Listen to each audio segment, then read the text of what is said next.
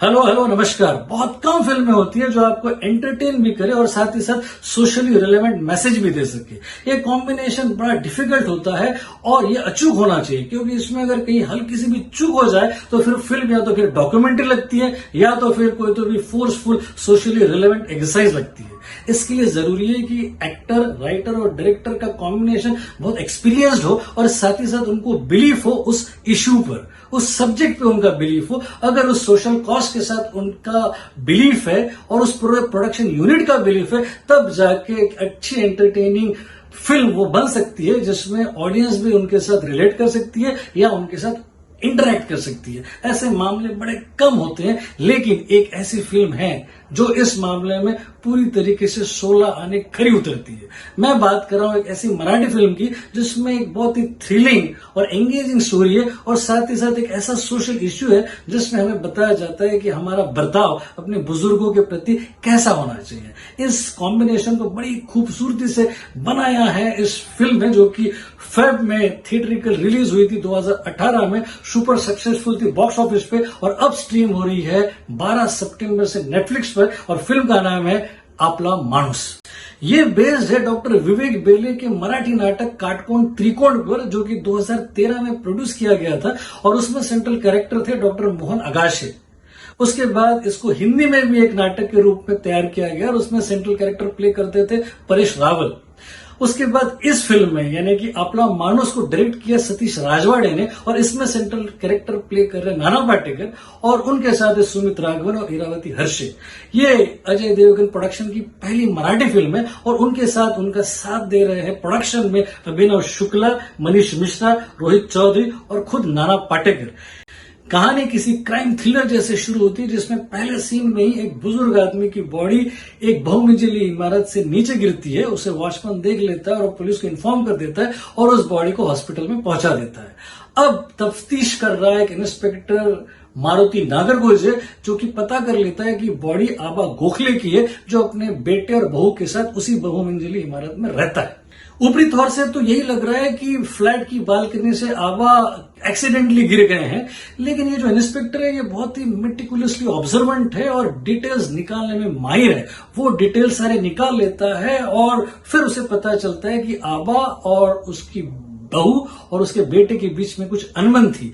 सबसे पहले वो उस बेटे और बहू पर ये आरोप लगाता है कि उनके कारण ही आबा ने सुसाइड की कोशिश की और उनके ऊपर अबेटमेंट ऑफ सुसाइड के चार्जेस लगा देता है। उसके बाद वो फिर कुछ सबूत लेकर आता है और फिर ये साबित करता है कि आबा को मारने की कोशिश की गई और उसके पीछे उनकी बहू का हाथ है। उसके बाद फिर और वो कुछ सबूत लेकर आता है और ये साबित करता है कि एक्चुअली आबा की मौत के पीछे की साजिश उनके बेटे की है। तो देखा जाए तो एक ही घटना के 3 अलग अलग वर्जन है। एक वर्जन खुद बहू का है, एक वर्जन खुद बेटे का है और एक वर्जन खुद आबा गोखले का है। मतलब एक ही घटना के 3 अलग अलग वर्जन्स और तीनों में अलग अलग सबूत। इस तरीके की जो सिनेमैटिक लैंग्वेज है, जहां पर एक ही घटनाक्रम के 3 अलग अलग अध्याय होते हैं या 3 अलग अलग वर्जन्स होते हैं, इसे रोशोमन इफेक्ट कहा जाता है। और ये एक्चुअली रोशोमन नाम की एक जापानीज क्लासिक फिल्म पहली बनी थी, उस समय से लिया गया, जिसे लेजेंडरी डायरेक्टर अकिरा कुरोसावा ने डायरेक्ट किया था।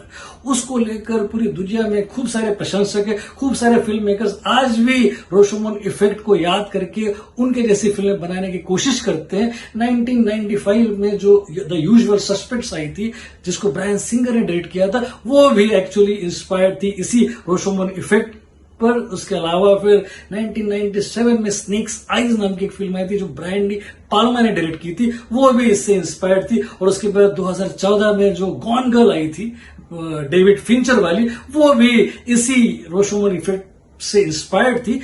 रोशोमन इफेक्ट का इन्फ्लुएंस वैसे इंडियन कॉन्टेक्स्ट में कम ही है, लेकिन तमिल फिल्मों में ज्यादा है। जो पहली बार 1954 में डायरेक्टर के बालचंद्र ने एक तमिल फिल्म बनाई थी अंधा नाल, जिसमें पहली बार उन्होंने ये एडमिट किया था कि उन्होंने रोशोमन देखी और उसके बाद इस फिल्म की स्क्रिप्ट लिखी। वो पहली तमिल फिल्म थी जिसमें कोई गाना, कोई डांस और कोई भी एक्शन नहीं था। तमिल इंडस्ट्री में काफी इन्फ्लुएंस रहा रोशोमोन का। उन्होंने कुछ फिल्में भी की, कुछ नाटक भी किए। वैसे ही इफेक्ट हमारे हिंदी नाटकों में भी रहा, जहां सुनील शानबाग ने कुछ साल पहले रोशोमोन नाम का एक नाटक किया था जिसमें नागेश भोसले और कृति कुल्हारी थी। वो भी काफी पॉपुलर नाटक था। और हाल ही में आई हुई जो मेघना गुलजार की तलवार थी, वो भी रोशोमोन इफेक्ट को ही दोहरा रही थी, जिसमें एक ही घटना के 3 अलग अलग वर्जन्स थे। अपना मानुस का कॉन्सेप्ट जितना इंटरेस्टिंग है, उतना ही उसका सोशल मैसेज सोशली रिलेवेंट है और इमोशनली पोइग्नेंट है। वो आपको कहीं ना कहीं झकझोर देता है। इतना जबरदस्त स्क्रीन प्ले है डॉक्टर विवेक बेले का, और फिर एक एक्सपीरियंस हैंड है सतीश राजवाड़े का, जो कि काफी पॉपुलर है इंडियन मराठी थिएटर में, मराठी प्लेज में, और उसके अलावा मराठी फिल्मों में। मुंबई की जो सुपरहिट फ्रेंचाइजी है उसको उन्होंने डायरेक्ट किया। उसके अलावा पोपट नाम की सुपरहिट फिल्म, उसके अलावा लग्नाची गोष्ट नाम की मराठी फिल्म, उसके अलावा एक परफेक्ट मर्डर नाम का प्ले है जो कि पॉपुलर है। तो इतना सारा बॉडी ऑफ वर्क उनका है। तो इस डायरेक्टर के और राइटर के बैलेंस के कारण, और फिर नाना पाटेकर के बैलेंस के कारण, ये क्रिएटिविटी कुछ अलग ही लेवल पे गई है। इरावती हर्षे ने बहू के रोल में न्याय किया है, और सरप्राइज पैकेज है सुमित राघवन, जिन्होंने गजब की मैच्योरिटी दिखाई है अपने कैरेक्टर में, और खासकर जो जुगलबंदी उन्होंने नाना पाटेकर के साथ दिखाई है वो काबिल तारीफ है। नाना पाटेकर ने जता दिया है कि क्यों वो इस जनरेशन के सबसे बैंकेबल और सबसे इन्फ्लुएंशियल और सबसे इंटेलिजेंट एक्टर है। उनका स्क्रीन प्रेजेंस, उनके एक्चुअली 2 कैरेक्टर्स है इस फिल्म में, और उन दोनों कैरेक्टर्स में उन्होंने गजब का अपनी मैच्योरिटी और अपनी स्ट्रेंथ का परिचय दिया है। मतलब जादूगरी लगता है उनका काम देखना, और वो एक अलग ही एक्सपीरियंस है नाना पाटेकर को अपने जेनिथ पे देखना। सिनेमेटोग्राफी ट्रेडिशनल है और काफी थिएट्रिकल लगती है फिल्म, काफी नाटक का मिश्रित आभास होता है ये फिल्म।